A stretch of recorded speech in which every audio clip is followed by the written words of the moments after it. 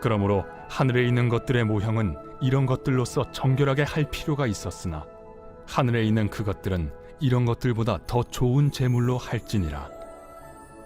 그리스도께서는 참것의 그림자인 손으로 만든 성소에 들어가지 아니하시고 바로 그 하늘에 들어가사 이제 우리를 위하여 하나님 앞에 나타나시고 대제사장이 해마다 다른 것의 피로써 성소에 들어가는 것 같이 자주 자기를 드리려고 아니하실지니 그리하면 그가 세상을 창조한 때부터 자주 고난을 받았어야 할 것이로되 이제 자기를 단번에 제물로 드려 죄를 없이 하시려고 세상 끝에 나타나셨느니라.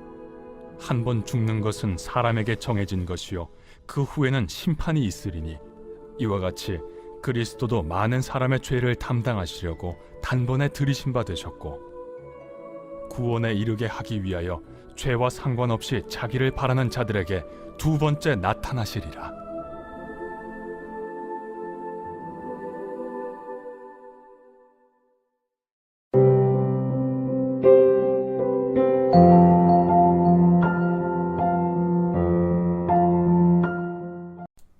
여러분 반갑습니다. 오늘도 큐트리어는 기막힌 하루입니다. 본 말씀 히브리서 9장 23절부터 28절의 말씀입니다. 현재 전 세계 짝퉁 시장 규모가 무려 2,000조에 달한다고 합니다. 아마 여러분들이 쓰시는 물건 가운데서도 짝퉁 하나쯤은 다 있을 것이라고 생각합니다. 자, 짝퉁이 무엇이죠? 이 짝퉁이라는 것은 진품의 모조품입니다. 그러니까 이 짝퉁이 존재한다는 것은 진짜가 있다는 것을 전제하는 것이죠. 그리고 어떤 것의 모조품이 많으면 많을수록 그 진품의 값어치가 크다는 것을 의미하기도 합니다. 기독교의 역사 이래로 수많은 이단들과 사이비 종교들이 존재했지만 거의 대부분은 이 기독교의 진리를 모방한 것들이었습니다. 왜 그렇겠습니까? 기독교의 진리가 참 진리고 가장 가치 있는 진리이기 때문인 것이죠. 그래서 사단은 오늘도 수도 없이 많은 짝퉁교회, 짝퉁 진리, 또 짝퉁 메시아를 생산하여서 많은 사람들을 미혹하고 있습니다.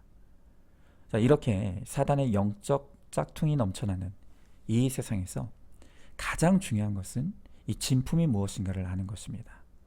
자, 그렇다면 우리를 구원에 이르게 하는 이 진품 진리, 진짜 진리가 무엇이겠습니까? 먼저 첫 번째로 천국이 진짜 우리의 본향입니다. 자, 오늘 본문의 23절 24절의 말씀에 보니까 그러므로 하늘에 있는 것들의 모형은 이런 것들로서 정결하게 할 필요가 있었으나 하늘에 있는 것들은 이런 것들보다 더 좋은 제물로 할지니라. 그리스도께서는 참것의 그림자인 손으로 만든 성소에 들어가지 아니하시고 바로 그 하늘에 들어가사 이제 우리를 위하여 하나님 앞에 나타나시고 그랬습니다. 자, 방금 읽은 성경 구절을 보면 하늘의 것과 땅의 것을 비교하면서 이 땅의 모든 것은 하늘의 모형이고 그림자다, 이렇게 표현하고 있습니다. 자, 아까도 말씀드렸던 것처럼 이 모형이 존재한다는 것은 실제가 있다는 것을 의미합니다. 또한 그림자가 존재한다는 것은 실체가 있다는 것을 또한 의미하는 것이죠. 여러분, 이 땅이 아무리 좋아도 이 땅은 모형입니다. 그림자일 뿐입니다. 이 땅의 진짜 실체는 바로 하나님의 나라 천국인 것이죠. 오직 천국이 가장 완전한 곳이고 가장 안전한 곳입니다. 이것을 바꾸어 말하면 이 땅은 아무리 좋아도 불안전한 곳이고 불안전한 곳이라는 것을 뜻하는 것이죠. 여러분, 우리가 아무리 노력한다 해도 이 세상에 완전한 가정은 존재하지 않습니다. 우리 가정이 필연적으로 완전할 수 없는 첫 번째 원인은 바로 내가 불완전하기 때문입니다. 불완전한 내가 있는 이상 내 가정은 완전한 곳이 될 수가 없는 것입니다. 여러분, 우리 교회도 마찬가지죠. 이 지상에 세워진 그 어떤 교회도 완전한 교회는 없습니다. 왜 그렇습니까? 그 이유 역시 똑같습니다. 그 교회에 속한 내가 불완전하기 때문입니다. 저 사람 때문에 우리 교회가 문제가 아니라 내가 불완전하기에 우리 교회가 불완전한 교회가 될 수밖에 없다는 것을 알아야 하는 것입니다. 영국의 황금의 입으로 불리는 명설교가 스펄전 목사님에게 어느 날 한 청년이 찾아왔습니다. 이 청년이 스펄전 목사님을 찾아간 이유는 다른 게 아니라 이 런던에서 가장 완전한 교회가 어느 교회인가를 물어보기 위해서였습니다. 그 청년이 이렇게 말합니다. 어느 교회 갔더니 거기는 안내위원이 마음에 들지 않았습니다. 또 어느 교회는 꽃꽂이가 마음에 들지 않고, 어느 교회는 교역자들이 혹은 장로들이 또는 성가대가 마음에 들지 않았고, 어느 교회는 다 좋은데 목사님의 설교가 마음에 들지 않았다는 것입니다. 그래서 주일이 되면 본의 아니게 이 교회 저 교회를 떠도는 순례자가 되어버린 것입니다. 그러다가 이 청년이 스펄전 목사님의 소문을 듣고 찾아왔습니다. 그리고 하는 말이 무엇이냐면, 제가 지금까지 신앙생활을 바로 해보려고 런던에 있는 교회들 중에서 완전한 교회를 찾아다녔지만 아직까지 그런 교회를 찾지 못했습니다. 혹시 목사님께서 그런 교회를 아실 것 같아 무례함을 알고도 찾아왔습니다. 부디 그런 교회를 저에게 알려주시면 다음 주일부터 그 교회로 출석하겠습니다. 라고만 했습니다. 자, 그때 스펄전 목사님이 이렇게 대답했습니다. 젊은이, 미안하네만 나도 아직 그런 완전한 교회를 찾지 못했네. 자, 그런데 한 가지 부탁이 있네. 자네가 만약 그 완전한 교회를 찾거들랑 자네는 그 교회를 절대로 나가지 말게나. 자네가 그 교회를 나가는 그 순간부터 자네 때문에 그 교회는 불완전해질 테니까. 그렇죠. 여러분, 우리는 나 자신도 완전하지 못하면서 내 남편, 내 자녀, 우리 가정, 또 우리 교회가 완전한 곳이길 바랍니다. 그러나 내가 완전하지 못한 것처럼 이 세상의 그 누구도 또 그 어느 곳도 완전하고 완벽한 곳은 존재하지 않는 것입니다. 여러분, 만약에 내가 겉으로 보기에 저 가정은 정말 완벽해, 혹은 저 교회는 정말 완벽한 교회야 라고 생각되는 곳이 있습니까? 단언컨대 그것이야말로 가장 불완전한 가정과 교회입니다. 왜냐하면 그 겉으로 보이는 완벽은 틀림없이 거짓된 것이고 포장된 것이기 때문입니다. 여러분, 정말 좋은 가정, 정말 좋은 교회는 완벽한 사람들이 모인 곳이 아닙니다. 오히려 나의 불완전함을 솔직하게 인정하고 마음껏 오픈할 수 있는 곳이 좋은 곳입니다. 그래서 내가 불완전한 것처럼 다른 사람의 불완전함도 공감하고 품을 수 있는 공동체가 가장 좋은 곳인 것이죠. 그래서 그 불완전함을 통해 완전하신 하나님의 은혜와 사랑 안에 거하는 것, 바로 그 가정과 교회가 진정한 행복의 공동체가 될 수 있는 것입니다. 자, 한번 질문해 봅니다. 이 세상에는 진짜가 없다는 것을 깨닫고 있습니까? 오늘 하나님 나라 천국만이 완전한 행복과 완전한 안전이 있는 곳이라는 것을 알고 있습니까? 내가 불완전하기에 다른 사람의 불완전함도 이해하고 공감하는, 바로 거기에 진짜 행복이 있다는 것을 깨달으시기 바랍니다. 자, 두 번째로 예수님만이 진짜 구원자이십니다. 자, 오늘 본문의 25절부터 26절에 보니까 대제사장이 해마다 다른 것의 피로써 성소에 들어가는 것 같이 자주 자기를 드리려고 아니하실지니 그리하면 그가 세상을 창조한 때부터 자주 고난을 받았어야 할 것이로되 이제 자기를 단번에 제물로 드려 죄를 없이 하시려고 세상 끝에 나타나셨느니라 그랬습니다. 자, 여러분, 현재 이 지구상에 자신을 메시아라고 주장하고 활동하는 사람이 무려 1,500명이라고 합니다. 그런데 그 전 세계의 메시아 중에서 가장 많은 메시아가 활동하는 나라가 바로 우리나라입니다. 현재 우리나라에 자신을 하나님이라고 주장하는 사람이 20명이고 또 자신을 자칭 재림주라고 주장하는 사람이 50명이라고 합니다. 이미 성경은 말세가 가까울수록 이러한 짝퉁 하나님, 또 짝퉁 메시아가 곳곳에서 출현할 것이라는 것을 미리 경고해 주었죠. 마태복음 24장 23절부터 25절의 말씀에서 예수님께서 이렇게 경고해 주십니다. 그때 사람이 너희에게 말하되 보라 그리스도가 여기 있다 혹은 저기 있다 하여도 믿지 말라. 거짓 그리스도들과 거짓 선지자들이 일어나 큰 표적과 기사를 보여 할 수만 있으면 택하신 자들도 미혹하리라. 보라 내가 너희에게 미리 말하였노라 그랬습니다. 여러분 이처럼 예수님은 미리 우리들에게 거짓 예수가 이 땅에 많이 일어나니라는 것을 우리들에게 미리 경고하셨습니다. 특별히 오늘 예수님은 거짓 그리스도와 거짓 선지자들이 우리 눈에 보기에 좋은 것으로 우리를 미혹한다고 합니다. 여러분 정말 그렇습니다. 우리가 눈으로 보는 것에 얼마나 쉽게 현혹되는지 모릅니다. 그래서 내 눈앞에 잘생기고 이쁜 사람이 나타나면 또 명품 옷, 좋은 차를 타고 나타나면 그 사람이 나를 구원해 줄 것이라고 착각하면서 불신결혼도 마다하지 않죠. 또 우리는 귀로 듣는 것이 얼마나 약한지 모릅니다. 조그만 달콤한 말들로 현혹하면 그 약속에 미혹되어 정신을 차리지 못하는 것입니다. 여러분 그러나 오늘 예수님은 우리들에게 미리 경고하시는 것이 무엇입니까? 이 땅에 속한 모든 사람들은 진짜가 아니라 거짓 그리스도이고 거짓 선지자라는 것입니다. 예수가 없는 모든 부와 명예, 또 외모와 그들의 약속은 결국 우리를 구원에서 멀어지게 하고 멸망에 이르게 하는 사단의 미혹이라는 것이죠. 여러분 바로 이 말씀을 듣는 여러분들이 그 미혹의 희생양들 아닙니까? 주님께 묻지 않고 내 눈에 보기에 내 귀에 듣기에 좋은 것들을 쫓았기에 내 삶의 결론으로 나의 눈에 눈물과 또 한숨이 그칠 날이 없습니다. 그런데 우리가 참 어리석죠. 그렇게 사람에게 한 번 속았으면 다시는 사람에게 믿음을 두지 말아야 되는데 남편에게 속은 믿음을 이제는 자식에게 두고 자식을 믿음의 대상으로 삼다가 또다시 자식에게 배신당하는 그런 아픔을 우리가 겪는 것입니다.